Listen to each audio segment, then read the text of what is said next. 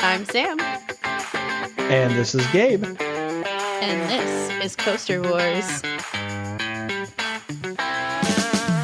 All right, ladies and gentlemen, welcome back to the Coaster Wars podcast, where I am back and ready to go. Had a little field trip that kind of ruined my voice.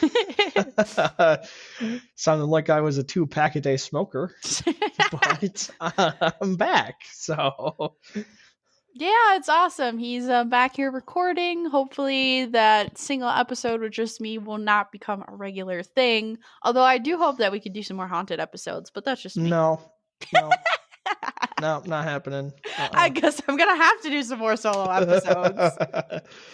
Well, I guess if people request that content, Right. maybe I'll do it. But if nothing else, like, it would just be like a Halloween special that I could put out or something. But anyways, yeah, we could do that. We could do a Fright Fest special or something like that. We just call it the Fright Fest episode, and we talk about all things scary. Yeah, that would be fun. Well, and with Great America specifically, they run Batman backwards, I think, for that. So that's just fun that you could ride that. I've never been to the Fright Fest event. I've never been to any Halloween event for that matter. I've been to a lot of Christmas ones. That's because Christmas is my thing. I love Christmas. But yes. Christmas in Dollywood, that's a bucket list thing. Yeah. I think for any roller coaster enthusiast, that is a must. Oh my God. It's packed, but they had great ride ops when we did that, and just unbelievable visuals. Yeah. Just awesome. I think the park knows. And on top of that, we talk about Dollywood is ran a little bit better than a Six Flags park, so that's true. Speaking of Dollywood, I got to visit its old sister park, Silver Dollar City. Yeah. That's a great transition. That actually worked out really well. You know what? It really did, actually. So Gabe took a trip down there to Missouri. I see down Let's there. Let's just dive right into it. We'll skip all the intros and we'll just dive right into this. Let's get the most content out today about Silver Dollar City. So one thing I do want to say is it's no longer a sister park. Just at one point they were sister parks, but now they're separate entities completely. Okay. But yes, Silver Dollar City, Branson, Missouri. What a great time I had down there. I really wish you could have came with. You would have loved that place. Mm-hmm. Sounds like I would have. One of the rides Gabe's going to talk about has some impeccable theming, it sounds like. Well, the whole park has really good theming. It's it's a Dollywood sister park at one point. So, theming, it's in the hills of the Ozark Mountains, just kind of like how Dollywood's in the Smoky Mountains. Mm-hmm. So you get that, kind of hilly, almost hillbilly vibe. I don't want to say hillbilly because that makes sound like I'm insulting it, but just that, more of a country feel to it. But just great theming all the way around. They even had a really cool introduction ceremony where they did the national anthem. That was really cool. Oh, okay. That does sound cool.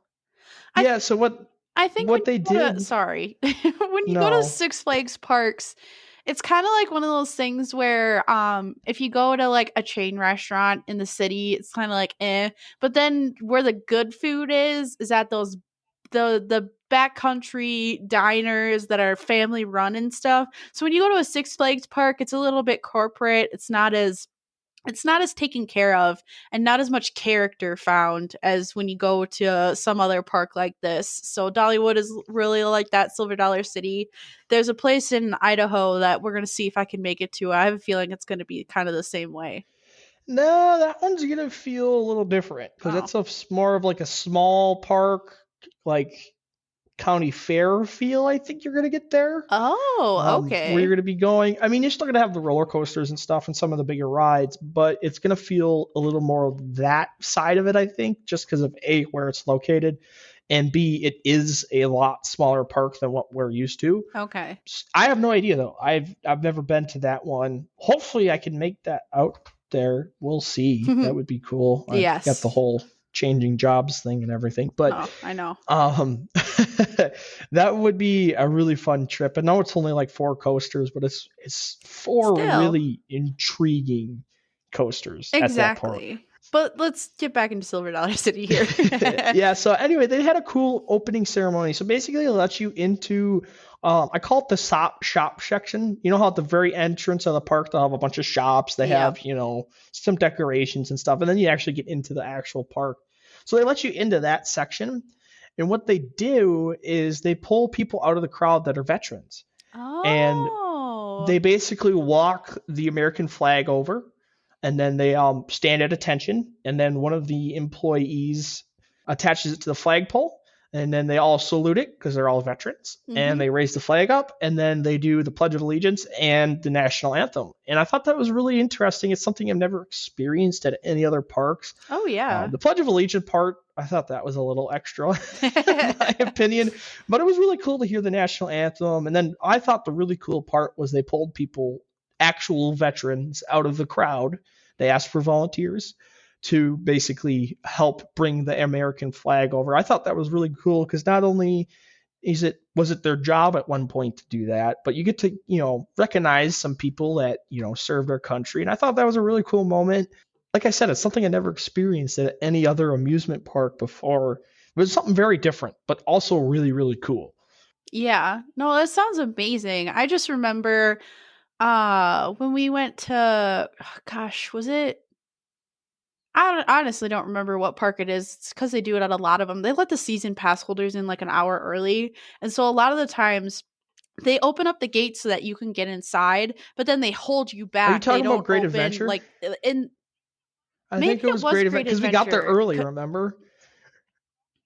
Okay. But there were still, that was Great Adventure. I know exactly what you're talking about because we talked to that old guy. Yeah, you're so right. So like at any other park, basically what they do is they let the season pass holders in, and then they let everyone else in, but they still have ropes blocking off the park, so you're kind of held in that front shop section that Gabe is talking about. And he freaking and then it opens and they let the gates, and then everybody just rushes to the ride. Well, you still had that part of it. So it's kind of, you still had that part of it, but it was just you had that, the actual opening ceremony, and then they opened up the gates, and then everybody, like a herd of cattle goes running. I was just gonna say that it is kind of nice to have an opening ceremony like that. It was exactly like it was 10 minutes that you would have just been standing there normally, just looking at your cell phone or whatever, where you just got to actually physically watch something. It made that last, because I don't know about you, but that last 10, 15 minutes before you actually get to go ride something is like 3 hours is what it feels like, right? So this didn't have that feeling. It was pretty quick, and all of a sudden we were going, and it was just nice to have a little bit of entertainment. And I just like the part where they recognize some of the actual local veterans that, real people, that me and you probably walk by every day and don't really truly recognize them. They got to have that moment. Yep. And I thought that was really cool. That's awesome. But with that, we can talk about some roller coasters here. Do you want to go into the three big ones right away, or should I just talk about kind of the whole park and then we'll go in? Or I think we'll give a quick rundown of just kind of what coasters are there, and then we can go more in depth on the three big ones. So I'll just go through everything I rode. So I rode Wildfire, which is a B&M sit down. I rode Powder Keg, which is an S&S launch coaster. I rode Outlaw Run, which is an RMC Topper Track Woody. I rode Fire in the Hole, which is its own thing. It's redone by RMC, but it's a whole nother thing. Yeah. And then I rode Time Traveler, which is a mock free spin, or mock extreme spinner, I believe is the technical name. And then Thunderhead, which is that would be an Aero mine train coaster. They had a couple other really cool rides. They had an Intamin raft ride, but they had the new generation of it, and it had a really cool elevator tower thing. And then it had an old log flume, which we rode.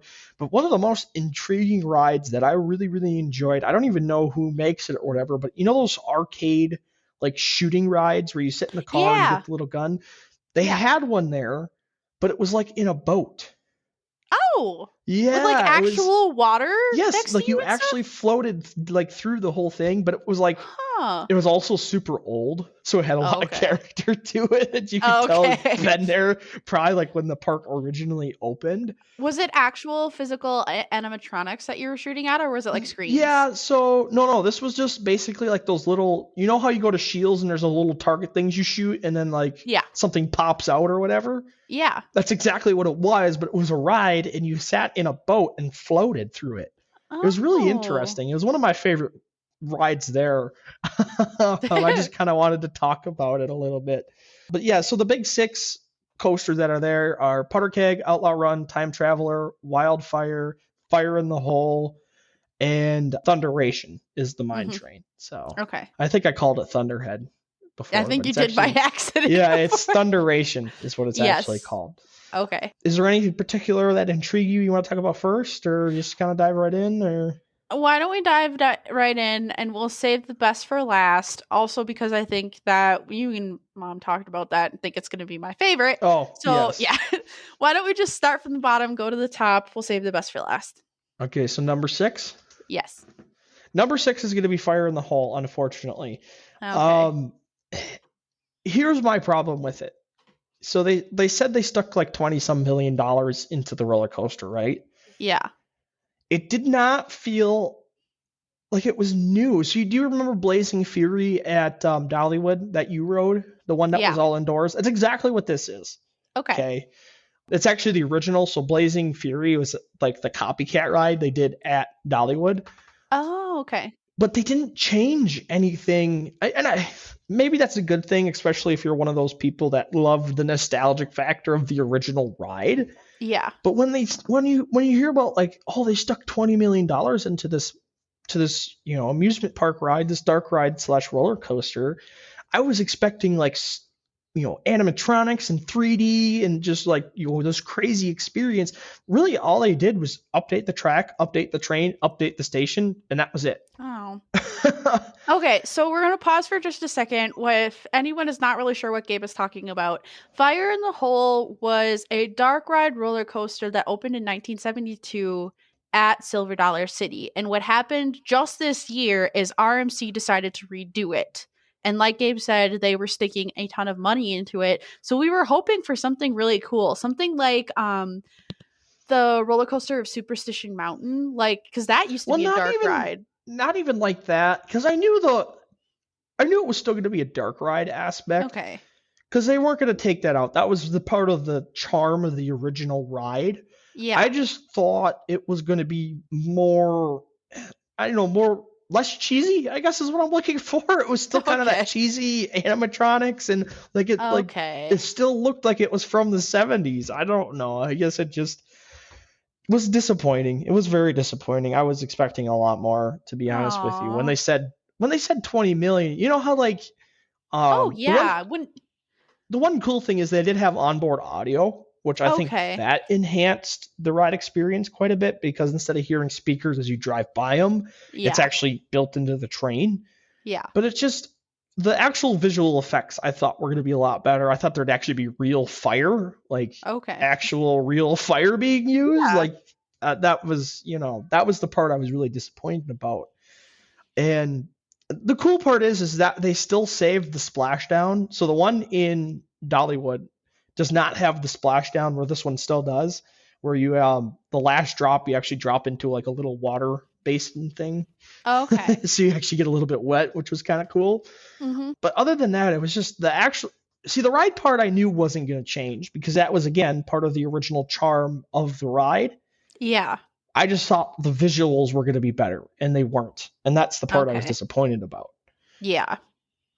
I can see how that would be disappointing, because that's, honestly, I had the same idea when you were describing this to me, and the amount of money that they did stick into it. I would have expected as much to update the visual effects, especially considering, like you said, they kind of left the layout and stuff untouched. But Yeah. The one thing I will say is I didn't ride the original, so I rode, Blazing Fury as yep.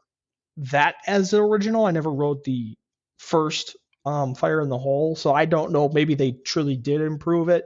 But I'm kind of basing this off of Blazing Fury, what I expected. And I didn't think it was much better. I really don't. And that's why I was so disappointed, I think. Yeah. Well, and I think we should put a caveat here is we were expecting a lot from this ride because it was going to be redone. In reality, we and you both loved, or at least I did, loved the one at Dollywood. We thought it was a fun, quirky little ride. It still had the old charm to it. You know what I mean? Like you could tell everything was from the 70s. Like when you walk in the station and you saw the trains and you saw the track that had the wear on it and everything.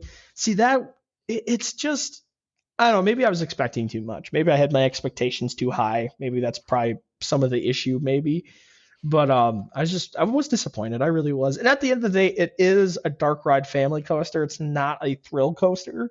Yeah. So I do got to kind of remember it. You know, it probably still will never be the best ride in the park just because of that. So anyways, why don't we move on to the next one? Move on to the next one. Thunderation. Now, saying this is the 5th best ride in the park is an understatement. Now, the reason I'm saying that is because this is one of the best mine trains I have ever ridden. Ooh, damn. Yes. And this is an Aero mine train, right? Yes. Well, most of the mine trains are Aero.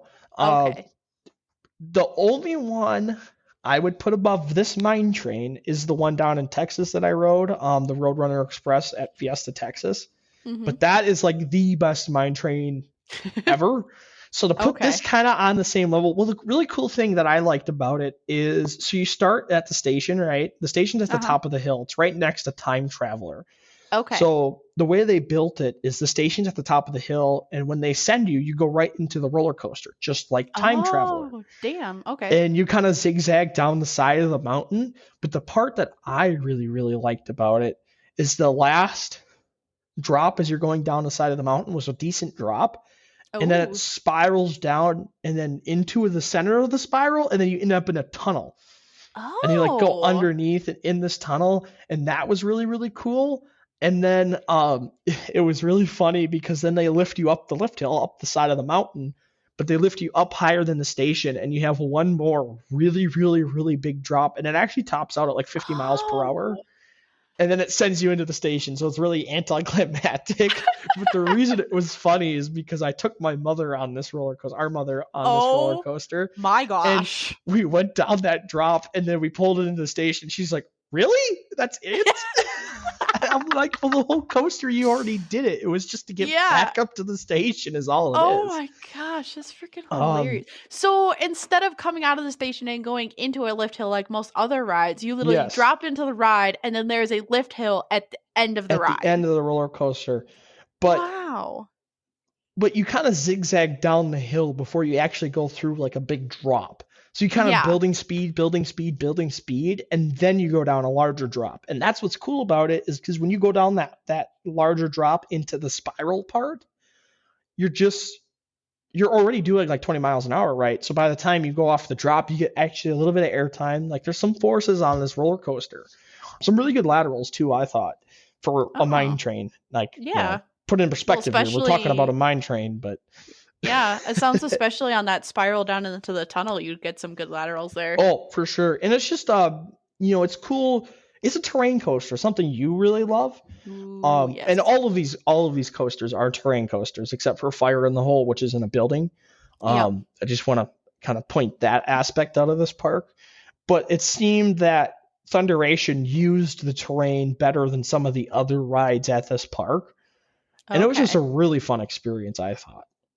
It sounds amazing. And did you say number 5 on our list? Yes. No, we're getting better. We're getting closer. It was actually, here's how good the mine train was. I thought it was almost better than Wildfire.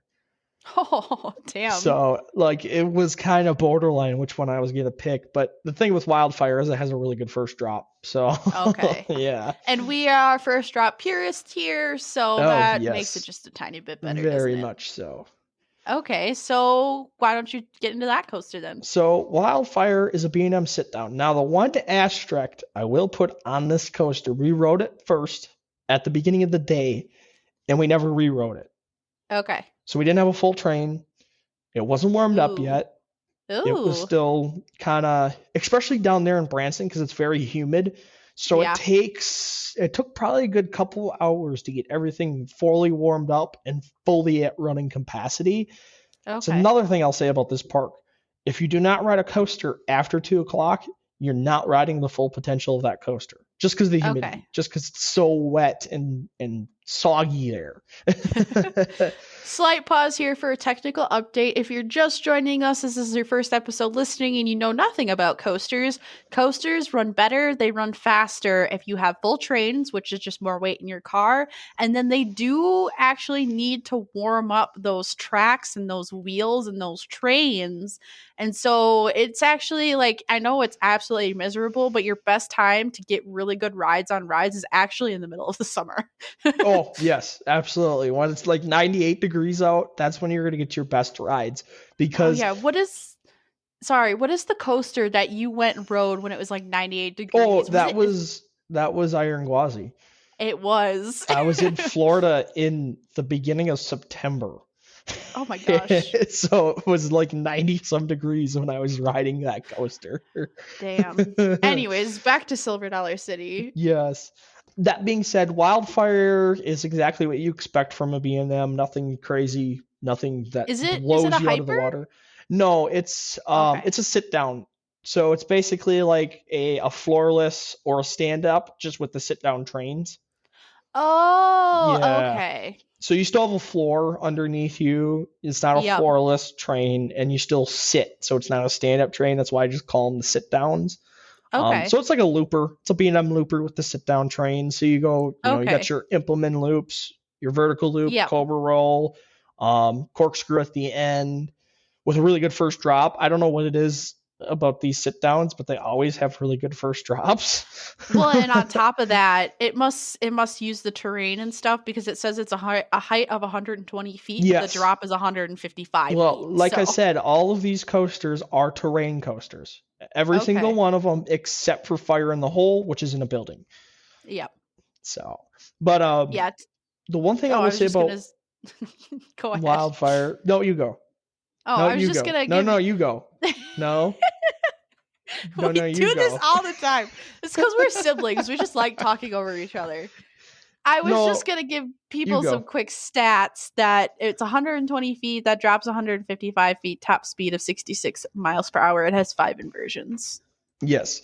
And I will say this, the cover roll was really good. The implement loop was one of the best I've ever experienced, which is saying something Damn. because I don't like implement loops. I think they're a waste of track. Yeah. They're pretty forceless, but this one had some pretty good forces. And then Okay. this has the pre-drop when you come off of lift hill. Oh, So okay. you actually Yeah. come off the lift hill, you pre-drop, and then you do a full 180-degree turn at top height before you go down the drop. And Damn. any B&M that features a pre-drop, even the inverts that feature a pre-drop, the drop's always better. Yep. Every time. Raging Bull has a pre-drop, and it's one of the best drops in the B&M arsenal and in the country, in my opinion. So Do you know the science behind why it does that? Is it got something to do with the chain lift releasing the train or something? Or like what is up with that? it's just how B&M designed their early coasters in the 90s and early 2000s. Like, do you remember Nitro at Great Adventure? Yes. That coaster was built in 2004 or something like that. Doesn't have a pre-drop. Oh, It's that's a good just point how because Candemonium, I don't know that it has a pre-drop no, either. it doesn't. Fury 325, no pre-drop. That's a new B&M. Okay. It's just how they designed their early B&Ms. It might have something to do with like getting the train up and over the hill and then releasing off the chain lift. Maybe that's how they had to do it when they first started designing coasters. This one has a pre-drop because it does the full 180-degree turn. Okay. So that's kind of why this one does. Yeah. But like Raging Bull doesn't have a turn at the top. It's just a pre-drop and then goes. Yep. So some of the B&M inverts have them because they pre-drop, turn, and then drop. Yep. Like Batman does a full 180 as that's in the drop though. But Yeah. it still turns a little bit before you actually go down the main part of the drop. It's just how they designed them. I can't really tell you why, but any coaster that has it has a better first drop. It's just how it is. All right, with that, you want to move on to the next one? Yeah. So now we're getting into the top 3. These are the 3 best coasters. Now, obviously, there's only 6 coasters at the park. Well, 6 major coasters. But these 3 coasters, well, the top 2 were very, very hard to decide. Powder Keg is the next one we're going to talk about. Blew me out of the water. So if Wildfire was the disappointment, Powder Keg was the surprise. Like, I was expecting this to be worse than Wildfire. I was expecting it to be probably worse. I didn't know what to expect. It's such a weird coaster. But that's probably why I love it so much. This is Premier Rides, and I think Premier Rides also did the Mummy. I thought it was SNS. According to Roller Coaster. No, it says Premier. According to it's SNS. RCBB. So, no. Oh, it's just... The original ride, the original boat ride that was there was Premier. The one built in 1999. However, this says 1999 on it. 2003, SNS came in and put a roller coaster in. That's what you're seeing. Yes. So it's another reason why it's a weird coaster. Yeah, it says former status operated from 1999 to 2003. Yep. That SNS Worldwide. SNS Worldwide came in, put the compressed air launch in, put on all the roller coaster track, and made it a roller coaster instead of a water raft ride, boat ride thing, whatever it was originally. So this used to be a boat ride that they then turned into a roller coaster. Yes. This whole experience is a weird coaster. The whole thing. So we'll start from the beginning. So yes, it used to be your boat ride. It was not a very popular boat ride. It wasn't very reliable. So yes, they tore out and put a roller coaster in. SNS is the coaster company you may know as the compressed air coaster. They have the most extreme launch in the world. That is max force, which is 0 to 78 miles per hour in less than 2 seconds. Which is absolutely ridiculous. It is like you said, one of the most intense launches ever. And then experiencing that in the front row, holy bejesus. Yes. So Powder Keg is kind of a predecessor to that coaster. It's kind of one of the original air launches. So Powder Keg is 0 to 53 miles per hour. Yes. So the top speed of 64 miles per hour actually happens off the drop, not the launch. So the launch is 53 or 54 miles per hour in 4 seconds, I think is what it is. It's not... Well, according to Roller Coaster Database, it's 0 to 53 in 2.8 seconds. Oh, 2.8 seconds. Okay. So it does have a really good initial kick because it is compressed air. It just... Yeah. You know how max force is like 0 to 78 and all of a sudden you're at the top of the coaster? Yeah. This one is like 0 to 30 in like really, really quick. And then the rest of the launch kind of dies out at the end. It's not as intense, but it still gets you up to speed, obviously. It's just, but that initial kick is still there of like a max force, that initial, like where you get thrown into the seat. And oh my gosh, yes. Yeah. So it has a really, really cool launch for 2003. All right. But there's no inversions. So this has no inversions. It's all about floater airtime. It's basically, it kind of runs like a hyper a little bit. Okay. But what's really cool about it is you actually have a lift hill at the end. So this is, it's a really weird coaster because you also have an elevator part. Oh, okay.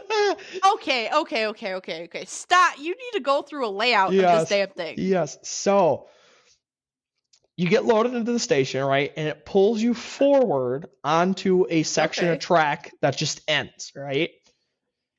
And then so you're literally looking off into nothing? Well, pretty much. You can kind of see where you're going, though. Like, you can see the rest. So basically what it does is it lifts you up the side of the hill, like, I don't know, maybe 50 feet on like an elevator type thing. Oh. And that slides you up into the launch track. Now, the reason they do this is for rollback reasons. So, like, if you were to get launched and you don't make it up and over the initial hill, instead of rolling back into the station and causing an accident, they have another section of track that you can roll into, which has brakes on it. and then it slows you down to a stop, and then you can get relaunched. It's a safety thing is why it does it. But it's still really, really cool moment where the track, the train, and everybody inside it rolls up the side of the hill. Like, it's really cool. So then it pulls you forward and you engage into the launch track, right? Yep. And then it launches you up over the initial hill. So, but what's cool about it is from the launch track, it probably only looks about 50 feet tall, right? Mm-hmm. But when you get up to the top, you're actually looking down into a valley. So it's really, you get to the top, it's really over like 100 feet drop. Damn. So then you drop off that, you get some really, really good airtime off that hill, especially in the back row. And you go through, there's a couple more airtime pops, and then there's some big sweeping turns and stuff, but you're going down the side of a hill, right? Mm-hmm. So to get you back to the station, they have to use a lift hill. So then you go up this lift hill. The one thing I will say is the lift hill is really fast. So it's not like you're clicking up it at like 2 miles an hour. It's a pretty quick thing. And that it's not like the second lift hill on the Beast. No, not at all. But anyway, so you go up the lift hill, you have another little pre-drop, just like a B&M would, and it turns. Mm-hmm. And then the best drop on the entire ride is actually the last drop, which is really weird because that drops you like 100 feet. And then you kind of twist around in the helix, you do one last airtime pop, and then you're into the final brakes. That is a funky coaster. It is a funky coaster, but the airtime in the back row is immaculate. It is really good. Okay. Now, I did not get a single ride on the front of the train in any other seat except for the very back row, so I can't attest to the rest of the train. But the airtime in the back is really good. Some really, really good laterals because some of the turns aren't banked very good. So you get some really cool laterals, but in a good way. It's a very comfortable ride. Our mother was really happy with the coaster, so it's not rough in any way, shape, or form. It shakes you around a little bit, but nothing crazy. And then should point out real quick, our mother, she likes a good, nice, smooth ride. She's a B&M her favorite fan. Coaster is her favorite coaster is Raging Bull. So she's a B&M that tells girl. you what you need to know. But that last drop in the back row is so good. It is one of my favorite moments at this park, and it's probably why I really love this coaster. That and the uniqueness of it. It's a very unique ride experience to have a launch, a lift hill, no inversions, some weird helix turn things, whatever you want to call them. And it was just a very exciting ride experience from start to finish. I thought this is a coaster that I would like, if I could somehow squeeze it into my top 15, I would. But it's just not quite there. If it had a couple inversions, it might be, but it's just not quite there. But probably top 30, I could see this coaster being. And it was just such a fun experience. I really enjoyed it. And this is a coaster where I talk about might not be the best, but it's one of my favorite. Well, how many credits are you up to now, Gabe? I got 115 credits now. That's where I'm up to. Okay. I would like to point out that is something that happens as you get more and more credits, I feel like, is that coaster has to be really, really good to break your top 15. We've been to some of the best parks in the world, or at least in the U.S. That too. And we've ridden some of the best rides in the world. So it's pretty tough to get into our top 15. So, even I will say this going on from now on is that if me and Gabe don't say that a coaster makes our top 15, it does not discount the fact that it's probably an amazing ride. It's just that we've ridden a lot of really good coasters and then just a lot of coasters in general. We're both over 100 credits now at this point. Well, anything in the top 50 is in the top half of what we consider good coasters. You know what I'm saying? Yeah. So saying this coaster could be in like my top 30 is in, the top 60% or 70% of the coasters we've ridden. Yeah. Now, before we move on real quick, I just want to ask you about this because I haven't been there and I know it's not really your thing, but this ride is called Powder Keg, and the picture I see on Roller Coaster Database shows the cannon on the roof that has real fire coming from it, ? So that is not there anymore, I don't think. Unfortunately, some of the special effects are gone.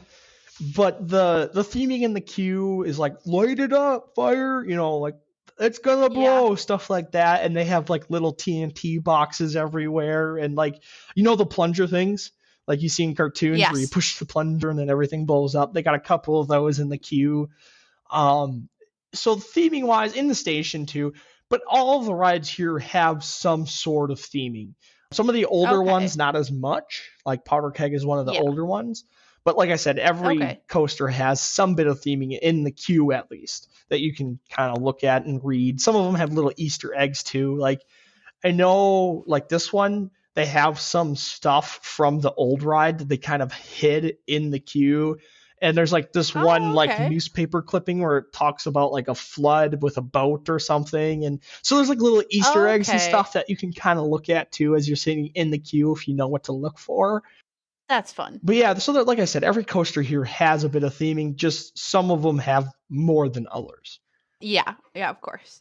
All right, with that, let's move into number 2. So again, like I said earlier, number 2 and number 1 were very, very difficult. That being said, at this specific park, my number 1 and your number 1 would probably be 2 different coasters. So I'm going to talk about Time Traveler next. Okay. This is a coaster you probably would have absolutely loved. Number 1 of the theming, number 2 because it's steampunk. Yeah, I can even just see the trains, and the trains look so cool. Yes. So let's talk about the stats on Time Traveler really quick. Max drop of 90 feet, a top speed of 50 miles per hour. The 90-foot drop is vertical, so it's 90 degrees. It has 2 launches, and it has spinning cars. Now, the reason I mention the spinning cars is because that is the wild card on this coaster and what makes it so fun. Because I think if you took the spinning cars out of the equation, this is not even a top 15 coaster. I really believe that. It's the spinning aspect, going through the ride experience, that makes it what it is. They call it an extreme spinning coaster. So it's a mock extreme spinner. But every time you get on this ride, no matter where you sit, every ride experience is going to be different depending on, where way you're turned. So there was one element where kind of like it's going up to the left and then it pops up and then it dives back down to the right. Well, if you're on the inside of that element, it doesn't hit very good. But if you're on the outside of the element, you literally get like whipped to the side as you're going through it. So that's a really good example of depending on. It reminds me.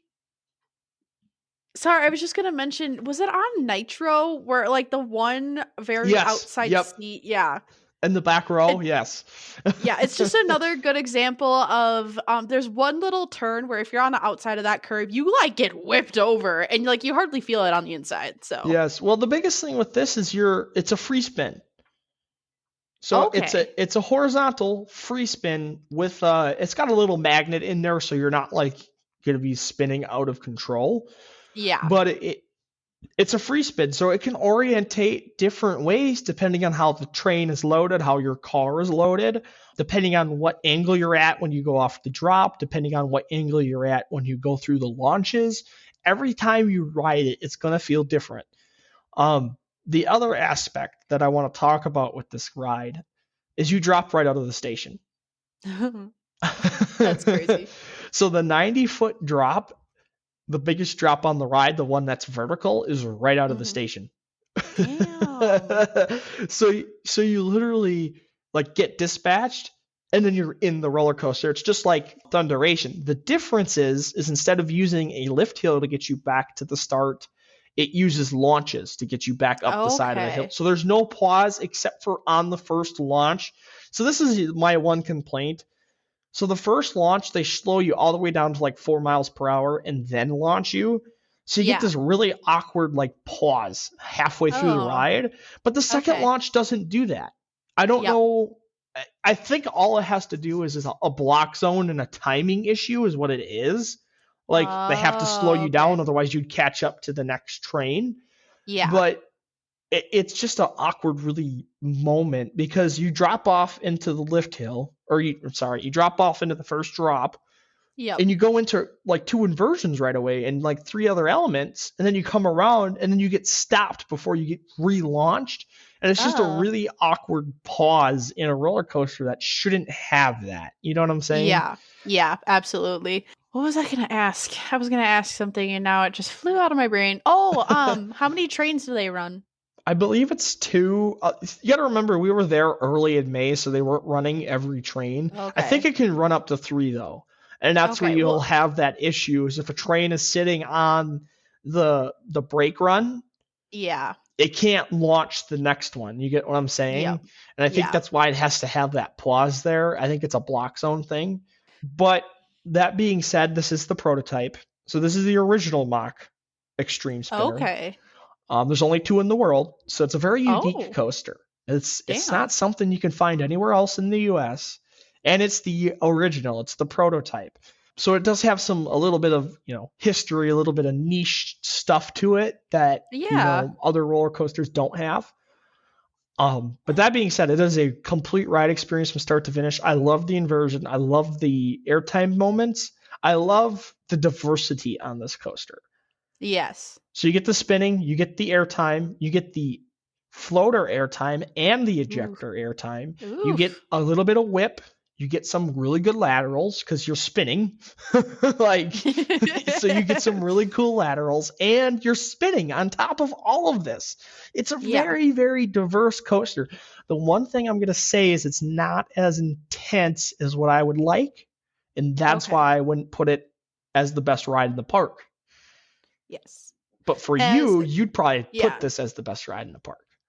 Well, and then on top of that, I have the little caveat where I love a good theme, and like Gabe said, I love steampunk. Steampunk is Yes. so cool. Well, what's really cool about this coaster is it has a bunch of clock stuff because it's about time traveling basically Yeah. in like the station area.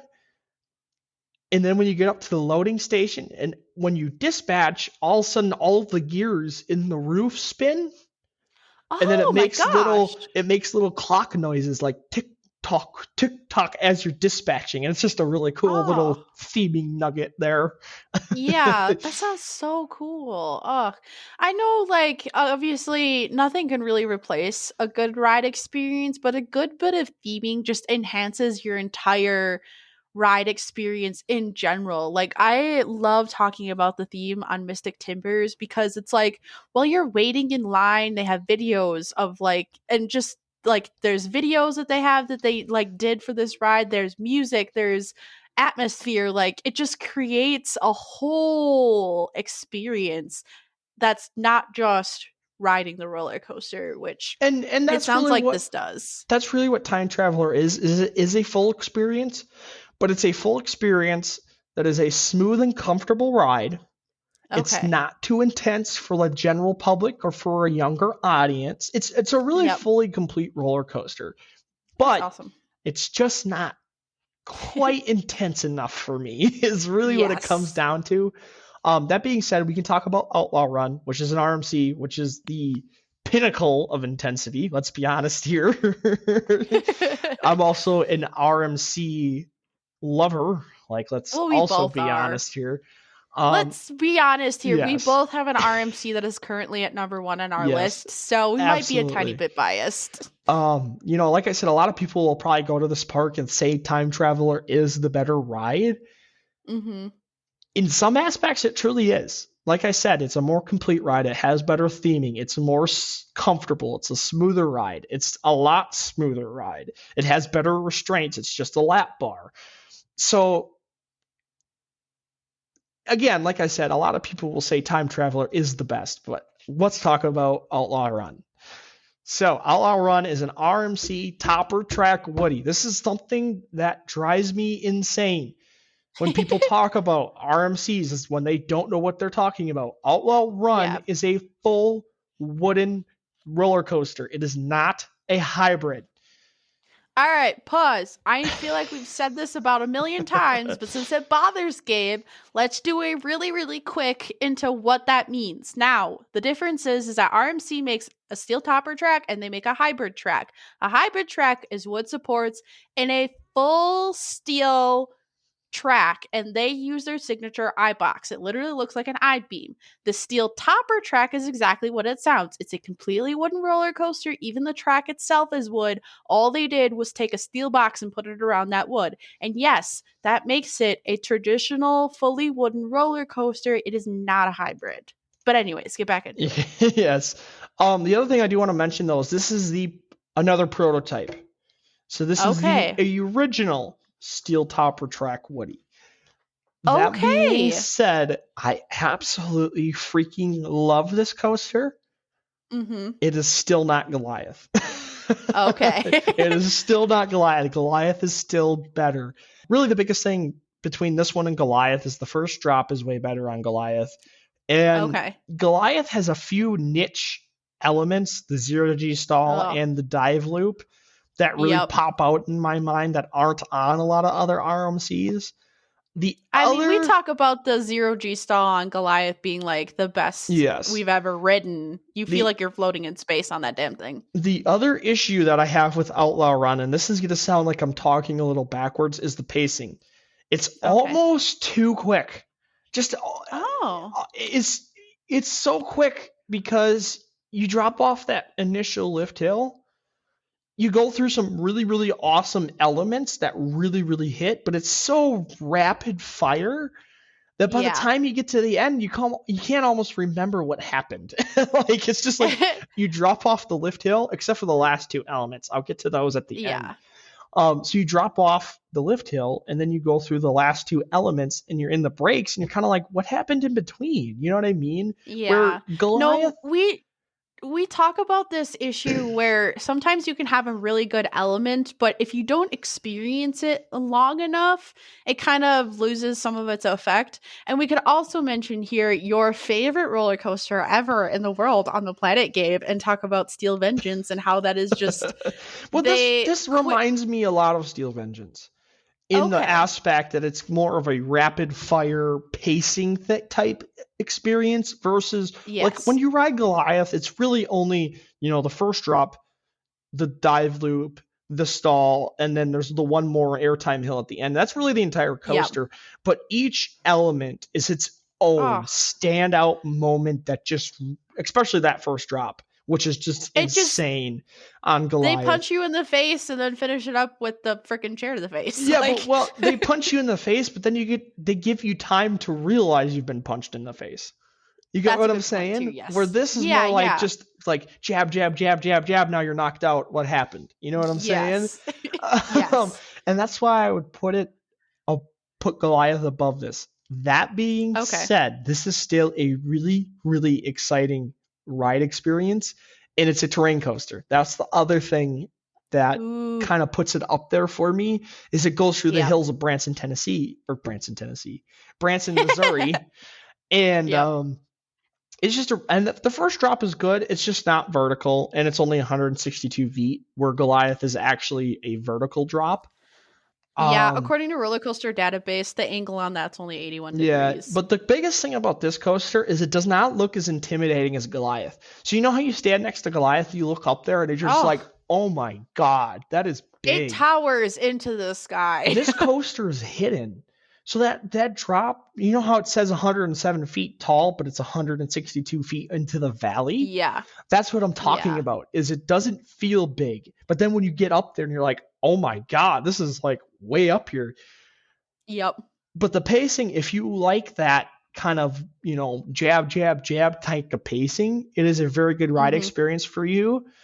But the reason I'm going to put this at the number one ride in the park is the double barrel roll up the side of the hill at the end of the roller coaster. It is the best hang time I have ever experienced on an RMC, and that includes the 0G stall and the dive loop on Goliath.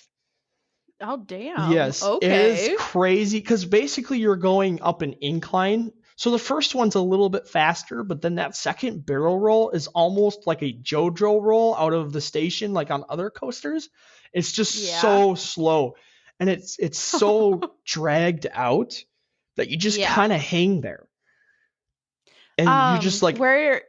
Oh. Sorry. Go ahead. I'll go. I was going to ask if you got multiple position rides on this, or was it just back row? No, we rode back row. I felt back row was going to be the best, and it was. It usually is. The one thing I want to talk about with those JoJo rolls, though, is typically when you go through a JoJo roll, you have an over-the-shoulder restraint This is still technically just a lap bar. Now, obviously, it's a modified lap bar with leg restraints, but it's still technically just a lap bar. It truly feels like you're going to fall out of the damn train. Like, I suppose this would be Generation 1 trains for RMC too, right? Yep. And oh my gosh. And the reason I mention it is because it's a different feeling when it's just a lap bar holding you in. Like, yeah, it's one of the allures of RMCs is it's not over the shoulder restraints, which just like you said, it's one of the reasons why we love Woodies so much is that you have less technically protecting you, so it feels like a more out of control experience. Well, I'll tell you my thought process when I got off this roller coaster, right? So I rode it once and it was really good. Then we rode it a second time at the heat of the day, and it really blew me out of the water that second ride. I couldn't get Mom back on it though. Unfortunately, it was a little rough for her. I will say that it is still a wooden coaster. It's still going to be rough. Don't expect a steel iBox smooth experience here. Yeah. But I got off the ride. You know what the first thought that went through my head was? What? Why doesn't RMC do more hang time? That was awesome. Like they did it on Run. They did some hang time in the dive loop on Goliath, and they really haven't done it since. Like, we need to talk to RMC. Like, if there's any stroke of luck that our 6 listeners, one of them's an RMC person, put more hang time on your coasters. Hey, we have one Swedish listener, so maybe Intimate listens. Oh, yeah, right. Anyway, if anybody knows anybody from RMC, just preach that to them. Tell them to put some more hang time on the roller coasters, because that was one of my favorite moments on an RMC of all time, was just hanging there upside down, like feeling like I'm going to fall out of the train. It was just a really cool moment. And that being said, that's why I kind of put this at number 1 here at the park. And then it's just the intensity. It's a lot more intense than Time Traveler, which again, for some riders like our mother, is uncomfortable. They don't like it. But that is one of my reasons why I love Iron Gwazi so much. It's one of the reasons why I love Maverick so much, is the intensity of the roller coaster. And that definitely has it here. With that, we've kind of reached the end of our episode here. We're almost at an hour. Is there anything else you want to say about the park before we get out of here? Yeah, so the one thing I will say is we went during their school days. So they had classes and stuff. It was a very busy park. I almost wish I had the speed pass or whatever you want to call it. We call it the flash pass, but obviously it's at Silver Dollar City, so they call it something else. Yes. But the skip the line is basically what it is. It would have came in handy actually this time when we went. I didn't want to buy it because do you remember when we went to Great Adventure, got there and there was no lines and we paid $170 or whatever it was for the speed pass. Yes. It's like I didn't want to do that. So it was fairly busy. The other thing I want to talk to people about is the food. Now, the food at Silver Dollar City is very, very good. The issue is everybody knows that. So everybody comes to the park expecting to be able to eat at the restaurant. There were lines to eat, like hour-long lines just to get food. Oh my gosh. Yes. So what you can do is you can actually order ahead. So they have an app. They have the Silver Dollar City app. And you can actually order your food ahead. So you can order it for, like, let's say you want to eat at 1. They have time slots, and you can put in your order and say, I want to eat at 1, and then do what's called a mobile order pickup. And then you don't have to wait in those lines. See, I didn't know that. So we ended up just getting a pretzel and a cookie, and that was our lunch. Oh, geez. So either pack a lunch if you want to save some time and money, or do the pre-order at the beginning of the day, and then you can skip some of those lines. It's a very cool little feature. The other thing is that raft ride, the Intamin raft ride I wanted to talk about, is super, super cool because it's the new generation. It's the one they did after that child passed away on the old version. Yeah. But it has an elevator. Oh. And a drop. I was like not expecting that at all. So you still have like the original raft section, where it kind of like dips and dives and you go through the rapids and you get splashed. But then you come around this corner and you get loaded onto an elevator, which lifts you like 50 feet in the air. And then you go down and you actually go down like this drop at the end, like a log flume. And that was really cool. I thought that was a unique kind of aspect. Is it still a circular raft? Sorry. Yep, it's still a circular raft. It's a little bit smaller than the old ones, so it is a little bit tighter, especially if you're scared of people. But you seem to get pretty wet on it. It had some cool little cannons and stuff that sprayed you. But the rapids aspect I thought was done way better than the originals. Oh, okay. And then it was just the drop at the end I thought was really cool. Awesome. Okay. Well, but that being said, go ahead. It's a good park. It's a very well-rounded park. You have a log flume, you have a raft ride, you have that boat shooter arcade thing. You have a really cool kiddie section, and that's where Fire in the Hole is. And then you have some really intriguing, unique roller coasters.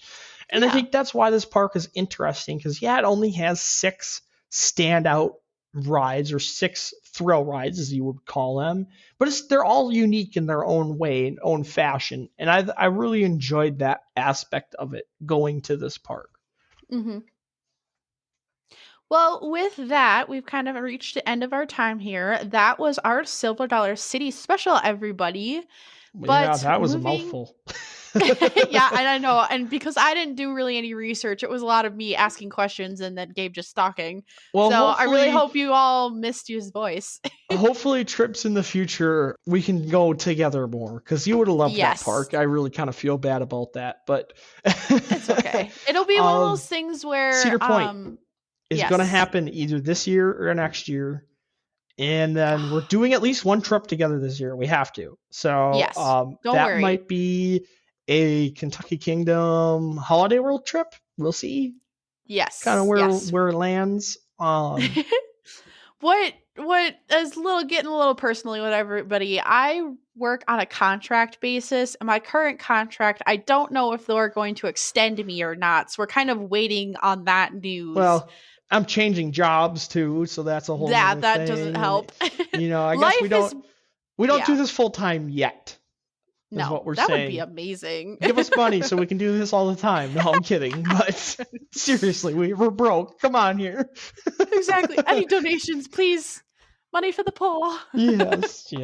That is the dream, is to be able to do this full time and get to media days and be like, Coaster Studios or El Toro Ryan, that level of notoriety. But that would be so cool. I have to start getting ourselves out there. I gotta update our social media pages. Yeah. Well, shout out to them guys. El Toro Ryan on YouTube. Absolutely love his content. Obviously he's not paying us to say this. He's one of the reasons why we do this. And then Coaster Studios, them two together are awesome. Absolutely love watching them guys on YouTube. They inspired this. They inspired what we do here on this podcast and why we go, across the country and spend tons of money to ride roller coasters. Absolutely. So, but with that, getting into our future episodes, so we're sort of on hold with special episodes now, considering we've done 2 of them in a row. Oh, I know.